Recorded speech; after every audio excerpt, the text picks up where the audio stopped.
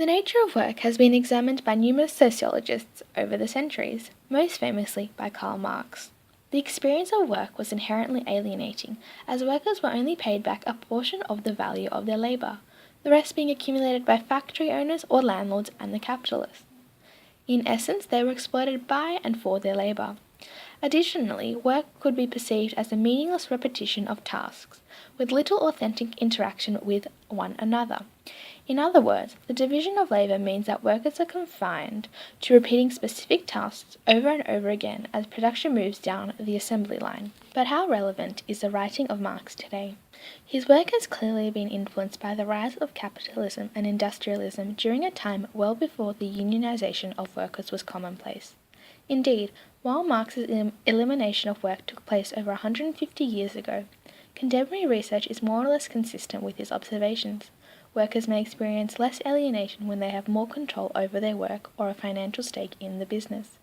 They may also cope with alienation in various ways, such as a study by Rachel Sherman in 2007 who found that staff in a particular luxury hotel often gossiped behind the backs of their often super-rich guests as a way of dealing with the disparity. Strikes and protests are also used to demonstrate workers' dissatisfaction towards their exploitation and working conditions. Work, however, is ever-changing, and the experience of work in Australia is an intricate web of factors that interact with one another to form a holistic identity for work in contemporary Australia. Gender inequality in the workplace is also a major factor.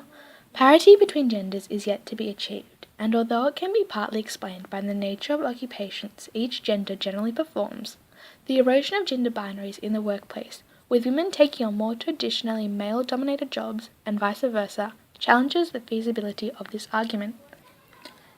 The definition of work is also under attack.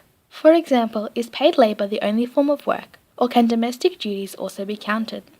Additionally, the often overlooked side of work is unemployment, which can have a host of its own social implications, such as prejudice and alienation, which can lead to mental illness.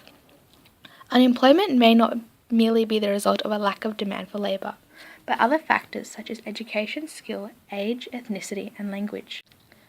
Indeed, if one were to fully explore the nature of work in Australia, 3 minutes would be nowhere near enough. This is only a fraction of the many layers of work that millions of Australians experience every single day.